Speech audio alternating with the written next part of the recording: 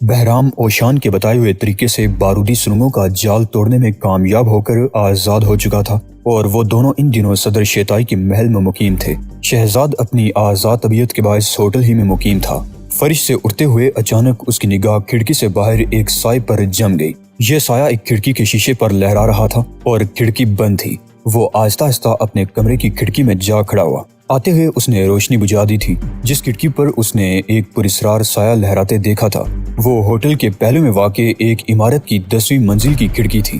وہ خاموش کھڑا اس سائے کی حرکات و سکنات دیکھتا رہا۔ خد و خال سے وہ کسی عورت کا ہیولہ لگتا تھا، لیکن اس ہیولے کے قریب ایک مردانہ سایہ بھی تھا۔ اگرچہ دونوں آمنے سامنے کھڑے تھے، لیکن سایوں کا خاکہ بتا رہا تھا کہ مرد کے ہاتھ عورت کی گردن پر جمے ہوئے ہیں۔ غالباً کوئی کسی عورت کو قتل کر رہا تھا۔ ٹائیگر نے دونوں عمارتوں کے درمیانی فاصلے کا جائزہ لیا۔ 15 فٹ سے کچھ زیادہ ہی فاصلہ تھا، لیکن دونوں کھڑکیاں 10ویں منزل پر آمنے سامنے واقع تھی۔ ٹائیگر چند لمحوں تک غور کرتا رہا، پھر اس نے دونوں ہاتھ کھڑکی کی سل پر رکھے اور جسم کو متوازن کیا۔ وہ خود کو ایک لمبی چھلانگ لگا دینے کے لیے تیار کر رہا تھا۔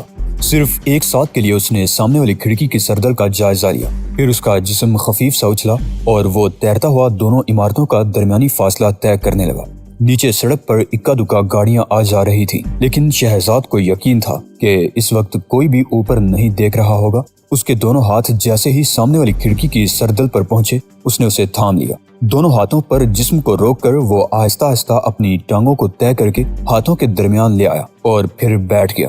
اس نے کھڑکی سے کان لگا دیا۔ اندر سے آوازیں سنائی دے رہی تھی۔ مرد کچھ کہہ رہا تھا۔ اس کے انداز سے غصے کی جھلک صاف محسوس ہو رہی تھی اور ٹائیگر کی حساس سماعت نے ایک سفاک قاتل کے تاثرات بھی اس کے ذہن تک پہنچا دیے۔ نہیں، تمہیں اب میرے ہاتھوں سے کوئی نہیں بچا سکتا، مرد کی آواز سنائی دی۔ اگر تم کسی اور عورت سے شادی کرنا چاہتے ہو تو مجھے کیوں قتل کرنا چاہتے ہو؟ میں تمہارے راستے کی دیوار تو نہیں بن رہی ہوں۔ مجھے مت مارو، میں تم سے طلاق۔ خاموش رہو، مرد نے اپنی بیوی کو جھڑک دیا۔ تمہاری موت کے بعد مجھے تمہارا سارا اثاثہ مل جائے گا، طلاق سے مجھے کیا فائدہ ہے؟ اس کے ساتھ ہی ایسی آوازیں سنائی دی جیسے اس نے عورت کی گردن پر دباؤ بڑھا دیا ہو۔ ٹائیگر کا ہاتھ شیشے پر جم گیا۔ اس نے آہستہ آہستہ دباؤ ڈال کر اسے نکالا اور پھر شیشے کے خلا سے اس نے ہاتھ ڈال کر کھڑکی ایک جھٹکے سے کھول دی۔ پھر جیسے ہی کمرے میں کودا، وہ شخص چونک پڑا۔ اگلے ہی لمحے اس نے بیوی کی گردن کو جھٹکا دے کر ایک طرف پھینک دیا اور خود ریوالور نکال کر ٹائیگر کی طرف ٹان لیا۔ سنو مسٹر ہیرو، یہ کسی فلم کا منظر نہیں ہے۔ ریوالور بدست آدمی غرایا۔ اب مجھے ایک اور خون کرنا پڑے گا۔ بڑے شوق سے ٹائیگر نے مسکرا کر کہا اور عورت کی طرف دیکھا جو اب بھی تھر تھر کانپ رہی تھی۔ شوہر کا ریوالور والا ہاتھ اٹھا ہوا تھا اور ریوالور کی خوفناک آنکھ شہزاد کو گور رہی تھی۔ کسی بھی لمحے اس سے موت کا شعلہ کسی اژدہے کی زبان کی طرح لپکنے والا تھا۔ ٹائیگر کی پتلیاں ساکت تھیں اور وہ اس شخص کی آنکھوں میں دیکھ رہا تھا۔ غالباً وہ شخص کچھ زیادہ ہی بے ضمیر تھا۔ ابھی تک اس کی ذہنی حالت نہیں سدھری تھی۔ شہزاد کا دل اس کے خلاف نفرت سے بھر گیا۔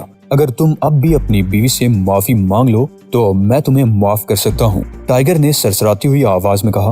ہوں معافی؟ وہ ہنس پڑا۔ کیا تم اس کے کوئی چاہنے والے ہو؟ میں تمہیں جہنم رسید کر رہا ہوں مسٹر۔ تمہیں اس وقت صرف اپنے بارے میں سوچنا چاہیے۔ ٹائیگر نے کنکھیوں سے عورت کی طرف دیکھا۔ وہ ایک بے حد معصوم سے چہرے والی عورت تھی۔ اس کی آنکھوں میں آنسوؤں کا سیلاب بھرا ہوا تھا اور اس کے رخسار بھیگ گئے تھے۔ وہ اب بھی پیار بھری نظروں سے اپنے بے وفا شوہر کی طرف دیکھ رہی تھی۔ اس کی آنکھوں میں تڑپ اور شکایت کے گہرے تاثرات تھے۔ رفتہ رفتہ اس کا چہرہ کسی لاش کی طرح سفید پڑتا جا رہا تھا۔ اچانک ریوالور والے شخص کی انگلی ٹائیگر پر دباؤ ڈالنے لگی۔ گولی کا دھماکہ دور دور تک سنائی دے گا، تم بچ کر نہیں نکل سکو گے۔ ٹائیگر نے سرسراتی ہوئی آواز میں اسے ایک بار پھر روکنے کی کوشش کی اور اس بار وہ اپنے مقصد میں کامیاب ہو گیا۔ وہ شخص تذبذب کا شکار ہو گیا تھا۔ اس کی آنکھوں سے الجھن جھلکنے لگی تھی۔ اس کا چہرہ بتا رہا تھا کہ وہ اب بھی شہزاد کو گولی مارنے کے ارادے سے باز نہیں آیا، بلکہ قدرے پسو پیش میں مبتلا ہو گیا ہے۔ ٹائیگر کی آنکھوں میں چمک بڑھ گئی۔ وہ آہستہ آہستہ آگے بڑھنے لگا۔ وہ اس وقت اپنے پنجوں کے بل چل رہا تھا۔ اس کی چال کسی بیلے رقاص جیسی پروکار اور قابل دید تھی اور اسے پہلے کہ حریف ٹائیگر کے ارادے سے آگاہ ہوتا، وہ کسی چیتے کی طرح اس پر جپٹ پڑا تھا۔ ریوالور اس شخص کے ہاتھ سے نکل گیا اور جب اس نے اپنے ہاتھ کی طرف دیکھا تو وہ بھی کلائی کے ساتھ موجود نہیں تھا۔ لمحے بھر کو اس کی آنکھیں پتھرا گئیں۔ شل بازو کی وجہ سے ابھی تک اسے تکلیف کا احساس نہیں ہوا تھا۔ اس نے اپنے گمشدہ ہاتھ کی تلاش میں اسی طرف نگاہ دوڑائی جدھر سے ریوالور گرنے کی آواز سنائی دی تھی، اور پھر جب اس کی نظریں اپنے ہاتھ پر جم گئی تو اس کے ساتھ ہی آنکھیں خوف اور دہشت سے پھیلتی چلی گئیں۔ کرب کی ایک چیخ اس کے حلق میں پیدا ہوئی لیکن ہونٹوں سے نکل نہ سکی۔ ٹائیگر کا ہاتھ بڑی تیزی سے اس کے دہانے پر جم گیا تھا۔ وہ شخص لہرا کر اس کی باہوں میں جول گیا۔ اس پر بے ہوشی طاری ہو گئی تھی۔ شوہر کو بے ہوش دیکھ کر اس کی بیوی تڑپ اٹھی۔ وہ تیزی سے آئی اور بے ہوش شوہر سے لپٹ گئی۔ اس کی آنکھوں سے اب بھی آنسو رواں تھے، بلکہ وہ ہچکیوں سے رونے لگی تھی۔ ٹائیگر نے بے ہوش آدمی کو بستر پر لٹا دیا اور اس کی بیوی کا کندھا تھپ تھپا کر بولا، مجھے افسوس ہے لیکن اس کے علاوہ کوئی چارہ نہیں تھا۔ میں آپ کی شکر گزار ہوں جناب۔ وہ ہچکیوں پر قابو پاتے ہوئے بولی۔ اس نے شوہر کا وہ بازو تھام رکھا تھا جس سے ہاتھ الگ ہو چکا تھا۔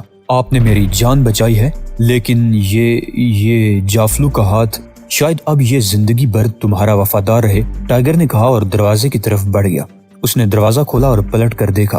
عورت اب بھی پھٹی پھٹی سی آنکھوں سے اس کی طرف دیکھ رہی تھی۔ وہ دروازے سے باہر آ گیا اور اگلے لمحے تیزی سے یوں سیڑھیاں اتر رہا تھا کہ اس کے پاؤں پائیدانوں سے ٹکراتے دکھائی نہیں دے رہے تھے۔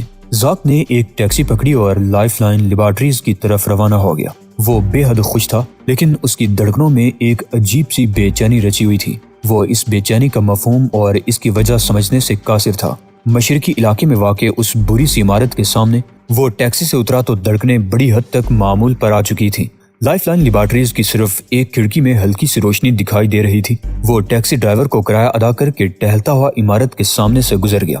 اس دوران وہ جائزہ لے چکا تھا کہ عمارت میں کوئی متنفس موجود نہیں ہے۔ وہ گھومتا ہوا برے پتھروں کی اس عمارت کے عقبی حصے میں پہنچ گیا۔ اس طرف سے جائزہ لینے پر معلوم ہوا کہ عمارت میں ہنگامی حالات کے تحت بجنے والا خودکار الارم موجود نہیں ہے۔ وہ خاموش کھڑا اس سلسلے میں غور کرتا رہا۔ کسی ایسی عمارت میں الارم کی عدم موجودگی اس کے لیے باعث حیرت تھی۔ اسے معلوم تھا کہ صدر شیتائی کے خلاف لایا جانے والا انقلاب ناکام ہونے کے بعد شہر کی تمام اہم عمارتوں پر ایسے الارم لگا دیے گئے تھے جن کے بجنے کے صرف 15 منٹ کے اندر اندر پولیس وہاں پہنچ جاتی۔ اس نے کندھے اچکا دیے۔ وہ سوچ رہا تھا کہ ممکن ہے اس عمارت میں کوئی محافظ موجود ہو، اس لیے انتظامیہ نے الارم لگوانے کی ضرورت ہی محسوس نہ کی ہو، اور آخری صورت یہی سمجھ میں آتی تھی کہ لائف لائن لیبارٹریز میں کوئی ایسی چیز موجود نہیں تھی جس کے چرائے جانے کا خدشہ رہا ہو۔ اس لیے انتظامیہ نے الارم کے علاوہ نائٹ واچ مین کی بھی ضرورت محسوس نہیں کی۔ جب اس نے اپنی سوچ پر نظر ثانی کی تو محافظ کی عدم موجودگی والا معاملہ اس کے حلق سے نہیں اتر سکا۔ محافظ کی موجودگی کا امکان ذہن میں آتے ہی وہ مسکرا دیا۔ اسے معلوم تھا کہ راتوں کی نگرانی کے فرائض سر انجام دینے والے کس قدر فرض شناس ہوتے ہیں۔ کچھ عرصے تک وہ خود بھی نائٹ واچ مین رہ چکا تھا، اس لیے اسے پتا تھا کہ ابتدائی رات شراب نوشی اور انتہائی رات سو کر گزارنا رات کے چوکیداروں کا شیوا ہوتا ہے۔ جیب سے کفل شکنی کا آلہ نکال کر وہ تالے پر جھک گیا۔ عقبی دروازے کا تالا کھولنے میں اسے چند سیکنڈ سے زیادہ نہیں لگے۔ بیرونی کھڑکیوں سے سڑک کی طرف سے آنے والی روشنی اس حد تک اندر پہنچ رہی تھی کہ اسے لیبارٹریز میں گھومتے ہوئے کسی دشواری کا سامنا نہیں کرنا پڑا۔ وہ جس کمرے میں داخل ہوا تھا اس میں لمبی لمبی میزیں تھیں جن پر سائنسی سامان سجا ہوا تھا۔ میزوں سے قدرے ہٹ کر دیواروں کے ساتھ ساتھ چھوٹے بڑے پنجرے پڑے تھے۔ اچانک ایک تیز چیخ سن کر اس کے رونگٹے کھڑے ہو گئے۔ یہ ایک چوہے کی آواز تھی، لیکن اس نے زندگی میں پہلے کبھی کسی چوہے کو اس انداز میں چیختے نہیں سنا تھا۔ اس نے چونک کر ان پنجروں کی طرف دیکھا۔ ان میں مختلف جانور بند تھے۔ غالباً ان جانوروں کو تجربات میں استعمال کیا جاتا تھا۔ زاک نے کوشش کی کہ نیم تاریکی میں ان پنجروں سے زیادہ قریب نہ جائے، کیونکہ ان جانوروں پر بھی اعتماد نہیں کیا جا سکتا تھا۔ جس لیبارٹری کا چوہا اتنے خوفناک انداز میں چیخ سکتا ہے، اس کے جانوروں سے ہر مصیبت کی توقع کی جا سکتی ہے۔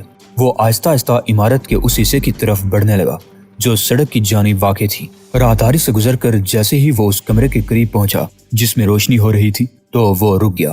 غالباً اسی کمرے کی کھڑکی کو اس نے باہر سڑک سے روشن دیکھا تھا۔ دیوار کے ساتھ آہستہ آہستہ آگے بڑھتے ہوئے اسے سب سے پہلے ایک میز دکھائی دی۔ اس میز پر 2 انسانی جوتے آڑے ترچھے پڑے تھے اور پھر نیلی پتلون کے پانچے نظر آ گئے۔ جوتوں کے قریب ہی ایک بوتل بھی دکھائی دی جو آدھی سے زیادہ خالی ہو چکی تھی۔ اس کے ہونٹوں پر مسکراہٹ دوڑ گئی۔ وہ اپنے اندازے کی درستی پر خود کو شاباش دے رہا تھا۔ عمارت میں رات کا نگران موجود تھا، لیکن اس نے اتنی شراب پی لی تھی کہ اسے تن من کا بھی ہوش نہیں رہ گیا تھا۔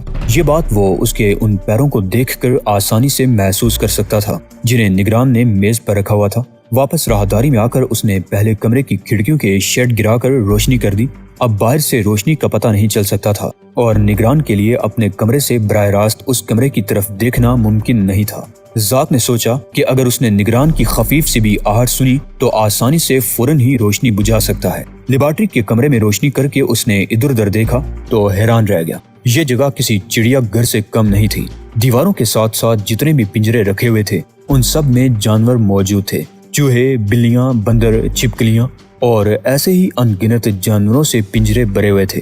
ان کے علاوہ وہاں ایسے پیالے بھی دکھائی دیے جن میں کیڑے مکوڑے رکھے گئے تھے۔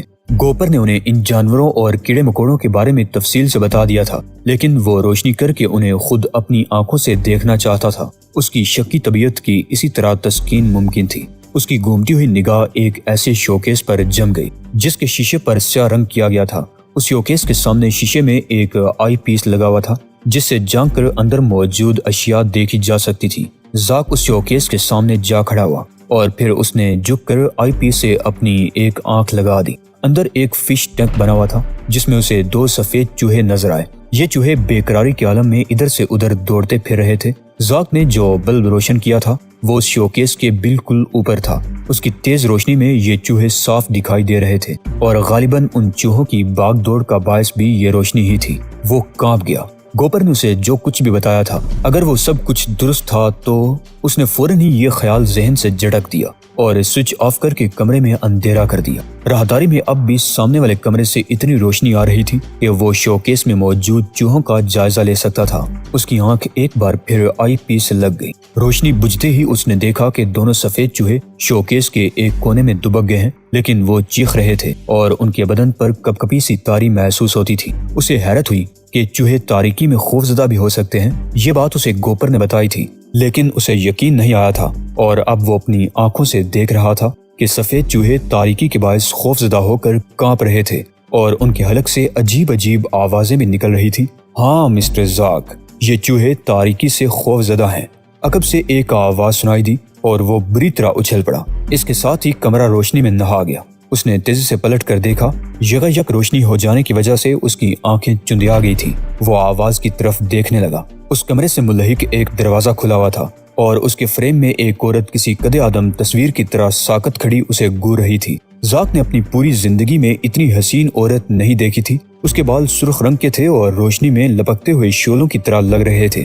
عورت کی جلد کی رنگت دیکھ کر اسے پہلی بار پتہ چلا کہ گلابی رنگت کتنی دل فریب ہوتی ہے۔ وہ ہلکے پھلکے کپڑے زیب تن کیے ہوئے تھی اور ان کپڑوں میں اس کا حسن مزید بڑھ گیا تھا۔ وہ اس کی طرف دیکھ کر مسکرا رہی تھی۔ اگر کوئی ایسی ہی عورت باہر بازار میں اس کی طرف دیکھ کر مسکرائی ہوتی تو شاید اس کا دل مارے خوشی کے جھوم اٹھا ہوتا، لیکن اس وقت وہ ایک چور کے روپ میں رنگے ہاتھوں پکڑا گیا تھا۔ اچانک زاک کی نگاہ ایک اور چیز پر پڑی۔ یہ ایک چھوٹا سا ریوالور تھا جو اسی عورت کے دائیں ہاتھ میں دبا ہوا تھا اور اس کا رخ زاک کے سینے کی طرف تھا۔ اس ریوالور کی موجودگی میں عورت کے حسن کا سارا لطف زاک کے دل و دماغ سے دھل گیا اور اس کی ریڑھ کی ہڈی میں ہلکی سی سنسناہٹ پیدا ہونے لگی۔ تم میرا نام کیسے جانتی ہو؟ زاک نے پہلا سوال کیا۔ عورت نے اس کا سوال نظر انداز کر دیا اور بڑے ہی سرسری لہجے میں بولی، ہمارے پاس ان چوہوں کے علاوہ ایسے بھی چوہے ہیں جو دوسری چیزوں سے خوف زدہ ہو جاتے ہیں۔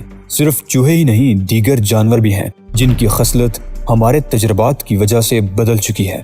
ہم جانوروں کو اپنی مرضی کے مطابق ڈالنے میں اپنا ثانی نہیں رکھتے مسٹر زاک۔ زاک نے اس بات میں سر ہلا دیا جیسے وہ اس کی بات کو سرا رہا ہو۔ یہ عورت اسے جو کچھ بھی بتا رہی تھی گوپر نے یہ باتوں سے سہ پہر کے وقت بتا دی تھی۔ وہ سوچ رہا تھا کہ کاش اسے ان جانوروں کے بارے میں کچھ اور بھی معلوم ہوتا۔ گوپر نے اسے بتایا تھا کہ مختلف پروٹین ان جانوروں کے دماغوں میں انجیکٹ کر دیے جاتے ہیں اور انہیں ان کی فطرت کے خلاف اشیاء سے خوفزدہ ہونے پر مجبور کر دیا جاتا ہے۔ اس بات پر زاک کو یقین نہیں آیا تھا اور اب بھی اسے یقین کرنے میں تامل تھا، حالانکہ وہ اپنی آنکھوں سے سب کچھ دیکھ رہا تھا۔ تم میرا نام کیسے جانتی ہو؟ زاک نے اپنا سوال دہرایا۔ اور کیا تم بتانا پسند کرو گے مسٹر زاک کہ تمہیں کس چیز سے خوف آتا ہے؟ عورت نے دوسری بار اس کا سوال نظر انداز کر دیا۔ یوں لگتا تھا جیسے وہ اس کی بات سنی نہ رہی ہو بلکہ اس کا ذہن پڑھنے میں مصروف ہو۔ اس کے بھرپور ہونٹوں پر ابھی تک مسکراہٹ رقص کر رہی تھی، جیسے یہ مسکراہٹ ہونٹوں پر چپک کر رہ گئی ہو۔ اس کے ہونٹ یوں چمک رہے تھے جیسے اس نے انہیں حال ہی میں زبان پھیر کر گیلا کیا ہے۔ اس کی آنکھوں میں ویسا ہی خوفناک تاثر تھا جیسا کہ ریوالور کی بینائی سے محروم آنکھ سے محسوس ہو رہا تھا۔ کسی چیز سے نہیں خاتون، زاک نے ٹھوس لہجے میں کہا۔ میں کبھی خوف زدہ نہیں ہوتا، تمہاری ذات سے یا تمہارے ریوالور سے بھی مجھے خوف کا احساس نہیں ہو رہا۔ یہ کہہ کر اس نے الوداعی انداز میں ہاتھ لہرایا اور عقب کے اسی دروازے کی طرف پلٹ گیا جہاں سے وہ لیبارٹری میں داخل ہوا تھا۔ اس کی حسیات تیزی سے کام کر رہی تھی اور وہ کسی بھی لمحے عقب سے ریوالور کی گولی چلنے کا انتظار کر رہا تھا، لیکن عقب سے کوئی آواز نہیں آئی۔ عورت نے گولی نہیں چلائی تھی۔ اس نے دروازے کی ناپ تھام لی اور اسے گھما کر دروازہ کھول دیا۔ دروازہ تو کھل گیا لیکن وہ باہر نہیں جا سکا کیونکہ دروازے کے سامنے دو آدمی کھڑے تھے۔ یہ غیر معمولی جسامت والے آدمی تھے۔ انہوں نے لیبارٹری میں کام کرنے والوں جیسا لباس پہن رکھا تھا اس سے پہلے کہ وہ وہاں سے فرار ہونے میں کامیاب ہوتا۔ دونوں جسیم آدمی آگے بڑھے اور انہوں نے زاک کو دونوں بازوں سے جکڑ لیا۔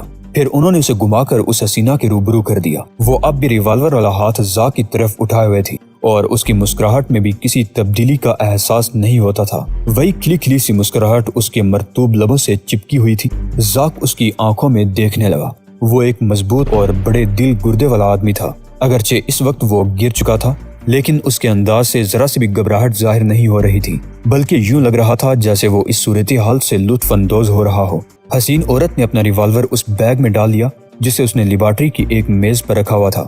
ہاں تو تم کہہ رہے تھے کہ تمہیں کسی چیز سے ڈر نہیں لگتا مسٹر زاک، عورت نے بدستور مسکراتے ہوئے کہا۔ میں تمہارے اس دعوے کی آزمائش پر پورا اترتے دیکھنا چاہتی ہوں، اور میں نے تم سے 2 بار یہ سوال کیا تھا کہ تمہیں میرا نام کیسے معلوم ہوا؟ زاک نے بے خوفی سے پوچھا۔ تمہیں اپنے دوست گوپر کو نہیں بھولنا چاہیے، عورت بولی۔